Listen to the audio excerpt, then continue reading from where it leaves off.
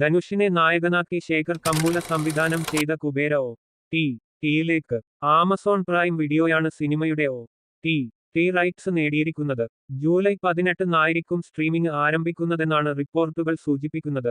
ദുൽഖറിന്റെ wayfarer films ആണ് ചിത്രം കേരളത്തിൽ എത്തിച്ചത്. ധനുഷിന്റെ കരിയറിലെ തന്നെ ഏറ്റവും വലിയ ബോക്സ് ഓഫീസ് ഓപ്പണിംഗ് ആണ് ചിത്രം ആദ്യ ദിനം സ്വന്തമാക്കിയത്. ആദ്യ ദിനം ആഗോള ഗ്രോസ് ആയി 30 കോടിയോളം സ്വന്തമാക്കിയ ചിത്രം, രണ്ടാം ദിനം കൊണ്ട് തന്നെ 50 കോടി ക്ലബിലും ഇടം പിടിച്ചിരുന്നു. കുബേര ആഗോള ബോക്സ് ഓഫീസിൽ നിന്ന് 16 ദിവസം കൊണ്ട് 132 കോടിയാണ് നേടിയിരിക്കുന്നത് എന്നാണ് ഒഫീഷ്യൽ റിപ്പോർട്ട്. ചിത്രത്തിന് തെലുങ്കിലും ഓവർസീസ് മാർക്കറ്റിലും മികച്ച നേട്ടം ഉണ്ടാക്കാനായപ്പോൾ തമിഴിൽ കളക്ഷനിൽ പിന്നോട്ടുപോയി. കേരളത്തിലും ചലനമുണ്ടാക്കാൻ സാധിച്ചിരുന്നില്ല.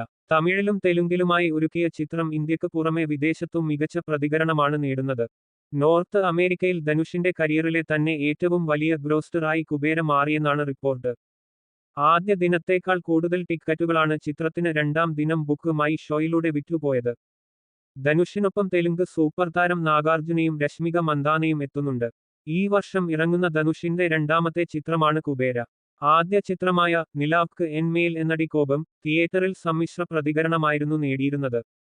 സുനിൽ നാരംഗ്, പുഷ്കർ റാം മോഹൻ റാവു എന്നിവർ ചേർന്ന് Shri Venkateswara cinemas LLP, amigos creations private limited എന്നിവയുടെ ബാനറിൽ നിർമ്മിച്ച